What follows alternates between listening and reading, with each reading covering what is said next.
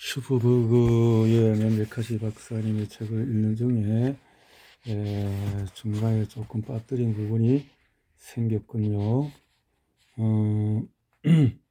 앞부분에서 작업이 하는 중에서 12번째를 하면서 11번째에 있는 것이 에러가 생겨서 빠진 것 부분을 살짝 요약을 해 볼게요.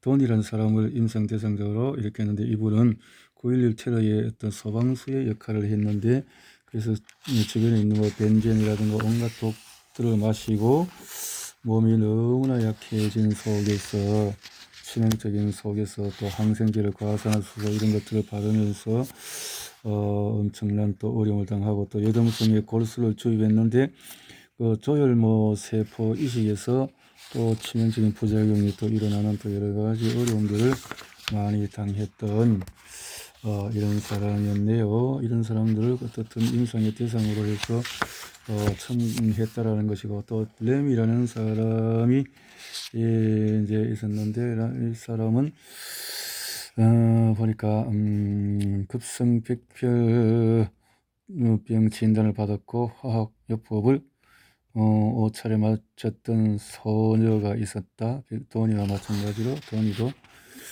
이런 사람이었네요. 뭐 어쨌든 이런 다양한 사람들을 이렇게 찾아서 임상 대상자를 하고, 이게 시프로플록사신이라는 것을 이렇게 항생제를 통해서 우리 몸이 또 부작용으로 많이 나타나게 되어지는 일들인데, 이 시프로플록사신은 또 항생제로 동물들이 또 많이 가축에게도 사용해서 살을 찌게 하는 어떤 역할을 하는가 봅니다. 이런 것들이 또 우리 인간에게 얼마나 미생물에 해를 끼치는지 하는 것을 보게 되면서, 조용한 혁명으로 정말 면역요법을 가진 사람들이 이제 노벨상을 받는 2018년에 일이 생기게 되어졌는데요. 면역도 이제 일반 면역은 아닌 것 같습니다. 이것은 강력한 어떤 집중적인 면역을 가지고 말하는데, 이분은 이제 톰 월시라는 분이 메카시 박사님과 함께 일하는 아주 착실한 분으로서 이렇게 일하고 있는 모습들을 쭉 보게 되어지면서 이렇게 다양한 약품들, 제약들이 또 여러 가지 일들을 통해서, 그런데 항진균제들이 말하자면 항진균제들에 대한 제약회사들의 투자들이 줄고 있는 것은, 여러 가지 제약도 많고 또 가격을 상승하거나 그것을 처방받는 사람들이 또 숫자가 부족하다면 어려움을 당할 수밖에 없다라는 것들을 많이 이제 지적을 하게 된 것을 보게 되면서 쭉 이제 12번으로 넘어가게 되었는데, 자, 이제 4부에서 수면 아래의 연구들을 살펴봅니다. 록펠러가에 대한 이야기가 나왔군요. 윌리엄 록펠러는 엉터리 약을 팔고 다니는 약장수로 종종 장애가 있는 척하며 손님을 속이기도 했다. 의학 교육을 전혀 받지 않았음에도 불구하고 자칭 록펠러 박사는 암 전문가로 주장하면서 많이 팔았다. 아버지와는 반대로 복음주의 침례 교인이자 산업의 수장으로 성장을 했는데, 미국에서 가장 부유하며 가장 혐오스러운 시선을 받는 무자비한 석유 재벌이 되었다. 역사는 록펠러 가문이 방어림이 없는 사람들을 지켜 주기는커녕 그저 따뜻한 집에서 가족을 먹여 살리고 자식을 치료해주고 싶어하는 가난한 사람들에게서 마지막 한 푼까지 뜯어내며 착취했다고 말해준다. 또 이런 부정적인 이미지가 있다라는 거죠. 록펠러가가 이런 록펠러가 자손들을 속이기도 하고, 록펠러 침례교도들, 특히 복음주의자들은 세력과 구원을 상징한다고 믿지만은, 록펠러가는 좀 더 구체적인 수단, 자선 활동을 통해서 구원을 받을 수 있는 걸로 말하는데, 물론 인식은 데이비드 록펠러는 돈에 쪼들렸던 10대 시절부터 자선단체에 열심히 기부했던 쾌활한 독실한 사람이었다. 그는 노예제 폐지 투쟁, 진보적인 이념으로 옹호했던 완벽주의자, 또 스포트라이트를 싫어했던 혼자만의 시간을 좋아하고, 이런 존 데이비드 록펠러가 겨우 24세의 나이에 가짜 의사였던 아버지의 마수에서 벗어나 아마추어 정유 사업가로 석유 사업에 뛰어들었다. 그래서 이렇게 부유한 집안에 2세대, 3세들의 어떤 이어지는 모습을 보여주는 것 같습니다. 20세기로 접어들면서 존 데이비드 록펠러의 회사인 스탠더드 오일은 시장 90%를 장악했고 경쟁사들보다도 저가로 석유를 공급해서 그래서 다른 사업들이 다 폐업할 수 있도록 만들었던 거죠. 현대적인 독점 세상에 나타나지만 록펠러의 적대적 인수에 기독교가 중요한 작용했다는 사실을 아는 사람은 거의 없다. 록펠러는 돈을 버는 게 자신의 운명이며 그 돈을 나누는 건 신이 내린 의무라고 믿었다. 그런 중년으로 접어들면서 자선 사업에 전념하기 위해서 회사의 일상적인 업무에서 차츰 손을 뗐다.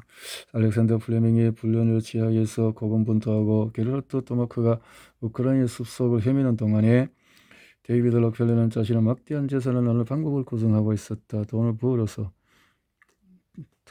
또 나눈다는 것은 좋은 일이지요만은 버는 방법이 좀 정당하지 않다면 또 이런 것은 또 욕을 얻어먹을 수 있겠군요. 1897년 미국의 자선가이자 기업가인 존 데이비드 록펠러 아주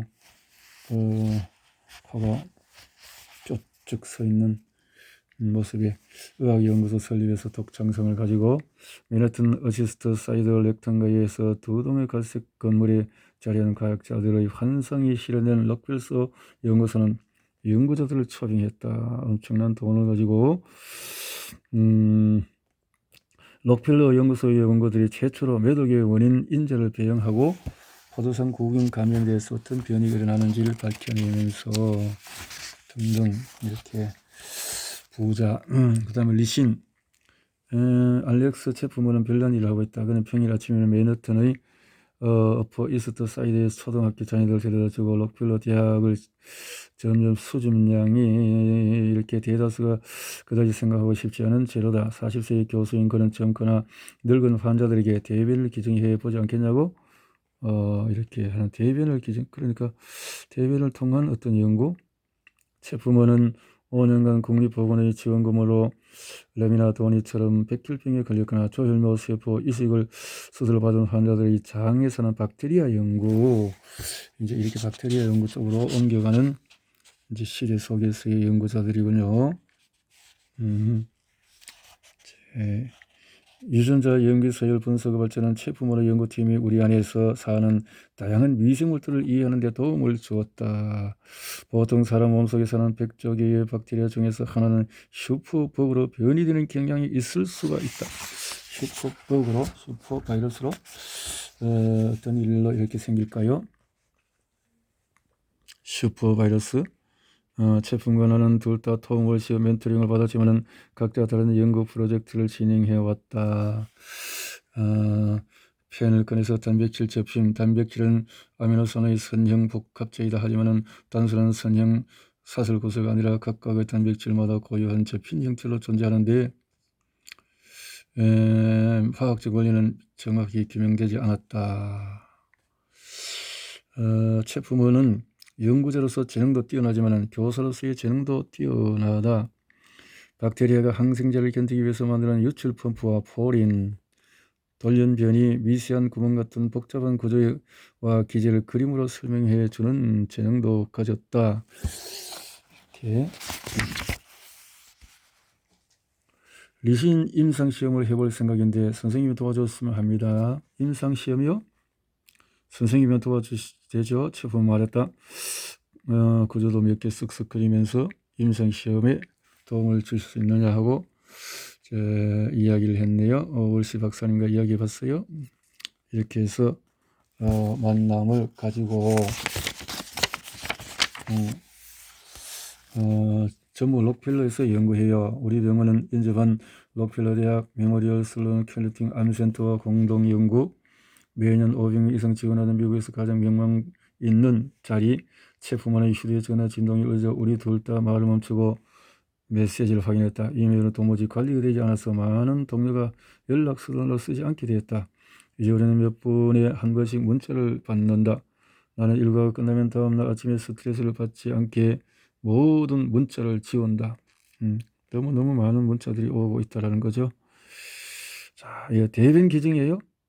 대변 기증에 대해서 대변에 대한 연구가 미생물에 대한 연구를 할 수 있는 일들을 하니까 그런 이제 문자들이 오는 거 봅니다.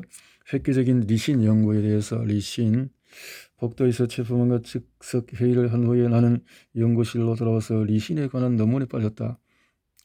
어떻게 이걸 놓쳤을까? 나는 이 연구의 책임자도 찾아냈다. 거의 50년간 록펠러 대학에서 연구해온 면역학자 빈센트 피셔티였다. 그는 자기 실험실에 와서 실험한 것도 보고 나누자고 나를 초대했다. 며칠의 안개는 끼었지만 상쾌한 아침에 나는 록펠러 테스트 철학자의 정원부스를 지나 요코 거리를 걸어가면서 이렇게 해서 강의장 도측장 등등해서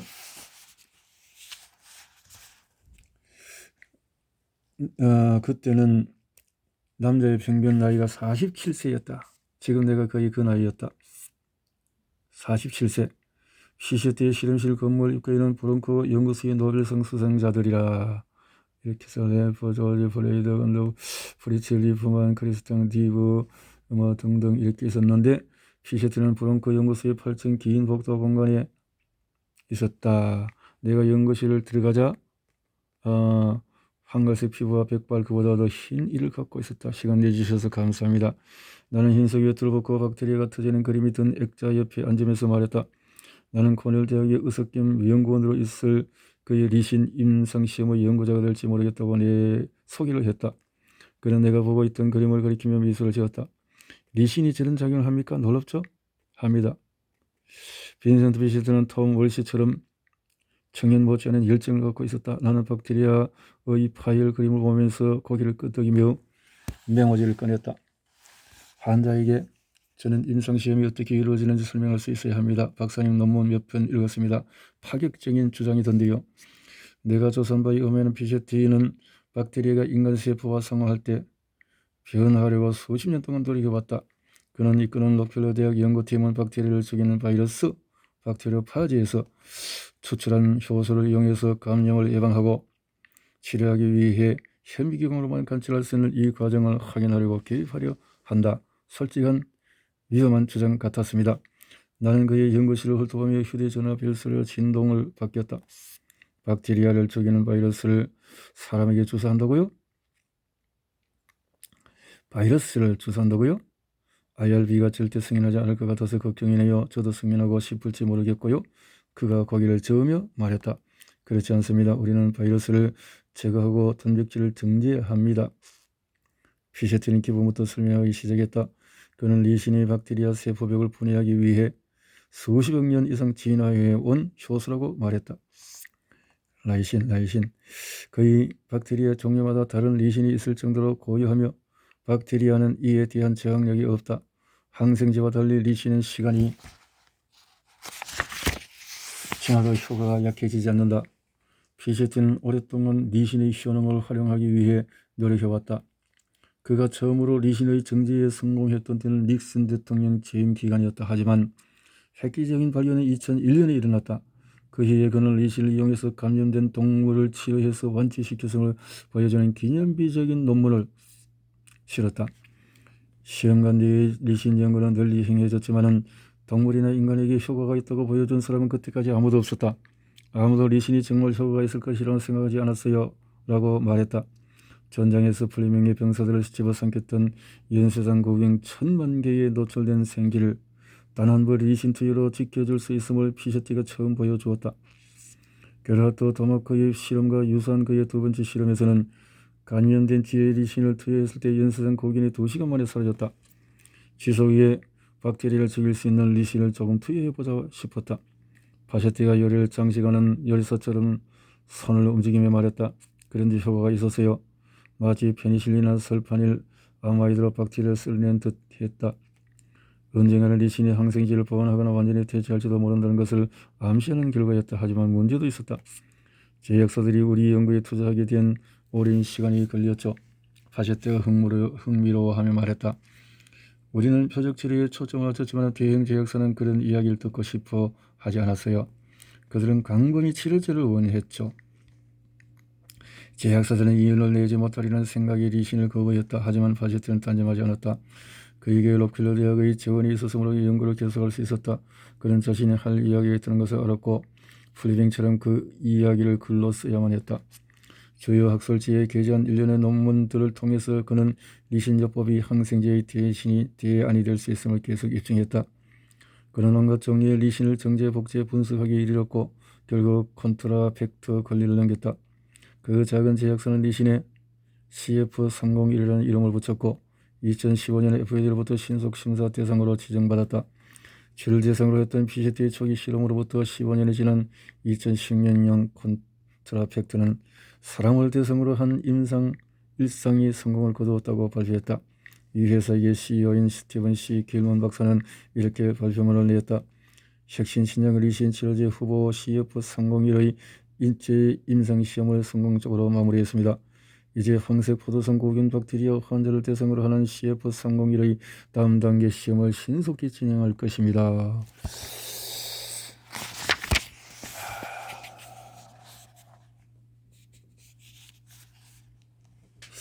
근데 아직 평가가 아직 이제 의사들이 환자들을 모집하려는 단계에 있었다. 치료제가 어떤 임상시험이든 환자의 동의를 얻는 건 중요한 문제지만 정말로 아픈 환자일 때는 더욱 위험이 따른다.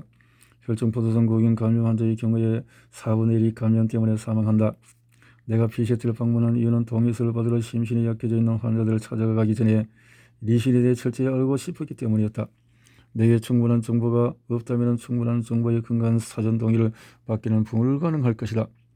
PCT는 나에게 그의 대단한 경력을 요약해서 들려주고 곧 있을 포도성 고균 환자를 대상으로 한 임상시험을 위한 기초가 될 이런저런 실험들도 설명해 주었다. 나는 계속 고개를 갸웃거렸다. 나는 왜 이런 이야기를 듣지 못했을까? 예과나 본과 레지던트 박사 후 과정에서 리신을 언급한 사람은 아무도 없었다. 그가 이야기하는 동안에 내 눈은 어수선한 그의 연구실을 두려번거렸다. 그는 시대를 앞서간 사람이었다. 그는 획기적인 실험을 해왔고 이 분야의 거장이었음에도 불구하고 밖으로는 이름이 벌리 알려지지 않았다. 그러나 마침내 합당한 명성을 얻게 될 듯했다. PCT는 록펠러 대학에서 개최하는 국제 리신 학회의 연사들을 모집하기 시작했는데 그 자리에서 그가 평생 해온 연구들이 세계 최고의 과학자들에 의해 기념이 될 것이다. 나는 리신 연구의 기원을 생각해보며 감탄했다. 의학에 매료된 존 데이비드 록펠러가 있었기에 인류 연구소가 설립되었고 PCT 같은 천재들이 막대한 자금을 지원받아 여러 세대에 유용할 과학 발전을 이룰 수 있었다. 잦은 사업을 통해 한 구원이 아닐 수 없었다. 이제 나도 그 일부가 될지도 모른다. 나는 리신을 써볼 마음이 있는 환자들 찾도록 도울 것이다. 록펠러 대학의 재력은 우리 분야의 공공을 경감시켜 주었다. 간염병 전문의가 미국 일부 지역에서 사라져가고 있을 정도로 이 분야는 현대 의학의 소외되어 있다. 현재 의사 대부분은 자신이 행한 처지 종료 비용에 따라서 보수를 받는데 간염병 전문의들은 일치적으로 처치를 하지 않는다. 우리는 전문 자문을 제공하는 지적 전문의인데 의료수가 제도는 우리의 자문에 대한 엄청난 수요를 쫓아가지 못하고 있다. 간염병 분야는 두뇌 유출을 경험하고 있고 그 정도가 해마다 심해지고 있다. 동부와 서부 연안 지역에는 아직 간염병 전문의들이 모여들지만 중부 지역은 변화하는 우려 경제로 타격을 입었다. 그러니까 이쪽으로는 사람들이 신청을 하지 않는다는 거죠. 문제는 연구 인력 양성 기금이 너무 제한되어 있다는 것이다. 이런 것들에 투자가 되지 않으니까요. 연구가 부족할 수밖에 없었죠. 이거 보세요. 그가 원고를 건네며 말했다. 얼마 전 그의 연구팀이 리신을 인간 항체에 부착해서 리신 항체를 생성할 수 있으며 이 리신 항체는 MRSA를 포함한 다양한 감염으로부터 숙주를 보호해 줄 수 있다는 걸 입증한 보고서였다. 그의 이야기가 이어졌다. 우리는 화성 환자들을 위한 리신 스프레이도 개발하고 있습니다. 그 스프레이 화성 환자를 아시네토박터 슈퍼버그로부터 보호해 준다고 했다. 전염성 강한 클로스트리디움 디피실리균을 표적으로 하는 약도 개발 중이라고 했다. 그건 바로 내 임상시험 대상자 중에서 2차 세계대전 참전 용사였던 조지를 초저공으로 몰고 간 설사의 원인균이었다. 그는 손짓으로 나를 컴퓨터 쪽으로 부르더니 영상 파일 하나를 열었다. 이게 박테리아입니다. 이게 물풍선이라고 생각해보세요. 리신은 물풍선에 구멍을 내듯이 박테리아 세포벽에 구멍을 냅니다. 내 눈이 스크린을 좌우로 훑었다. 그런데 구멍을 너무 많이 내면 안됩니다. 그가 리신이 박테리아를 파괴하는 영상을 보여주면서 경고했다. 구멍이 너무 많으면 이가 문제이죠.